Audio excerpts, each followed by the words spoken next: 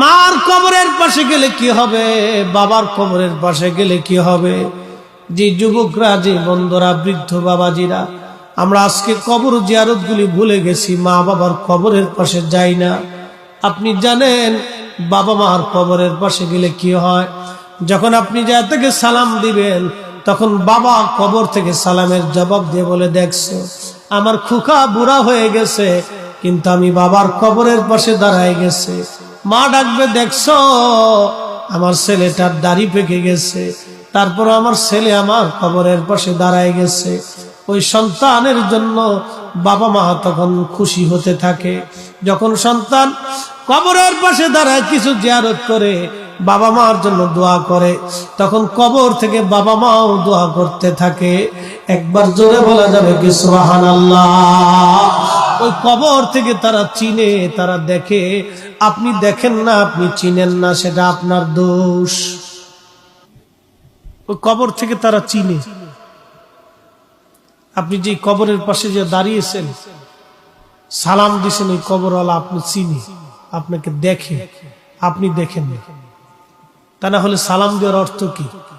যে সালামের জবাব দিতে পারে না, সালাম দিতে শোনে না, তাকে সালাম কি করে দিবে?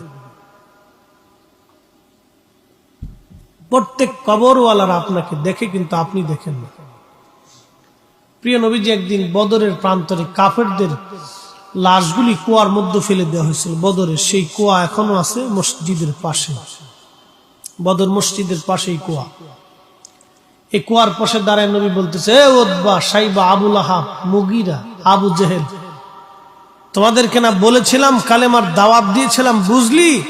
আজকে তো আল্লাহর কাছে চলে গেছিস, বুঝতো এবার দেখতো আমি সত্য না মিথ্যা, এখন আল্লাহর কাছে যে বুঝবি। হযরত ওমর পিছন থেকে বলেন, ইয়া নবী আল্লাহ, ওরা তো মরে গেছে, মরা মানুষকে কথা শুনে? নবী বললেন, ওমর, ওই মালিকের কসম করি যে মালিক আমাকে সত্য সহ নবী করে পৃথিবীতে পাঠিয়েছে, তুমি যেরকম শোনো তোমার চাইতে তারা বেশি শোনে, তুমি যেমন দেখো তোমার চাইতে তারা এখন বেশি দেখতেছে।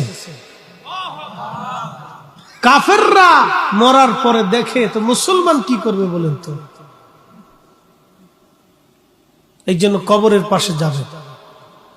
এই যারা পিতামাতা কবরে চলে গেছে, মায়ের কবরের পাশে যে দাঁড়াবেন, হাত তুলে কেঁদে দিবেন।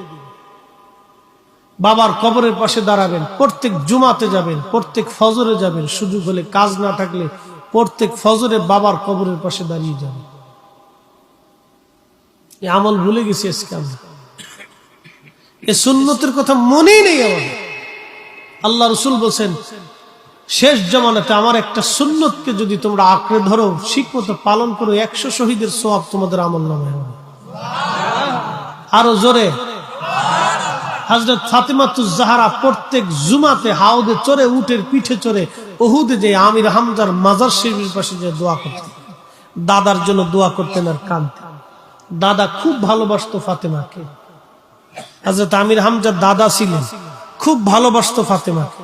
এত ভালোবাসতো, ফাতেমার বিয়ের সময় উট দুম্বা কুরবানি করে, আমার নাতির বিয়ে হচ্ছে, উট দুম্বা জবাই দিয়ে ফাতেমার অলিমা খাওয়াইছিলেন এবং খুব কেয়ার করতেন ফাতেমাকে। এই জন্য ফাতেমা সারা জীবন কৃতজ্ঞ ছিলেন দাদার প্রতি। প্রত্যেক জুমাতে দাদার কবরের পাশে যে দাঁড়ায় কাঁদতেন আর দাদার জন্য দোয়া করতেন। এটার নাম কৃতজ্ঞতা। আমরা অকৃতজ্ঞ হয়ে গেছি, ভাবতেছি মসজিদে নামাজ পড়ে সেজদা দিয়ে বেহেশত চলে যাবো নাকি। হ্যাঁ, মেজাজ খুব মাঝে মধ্যে চড়া হয়ে যায় নাকি।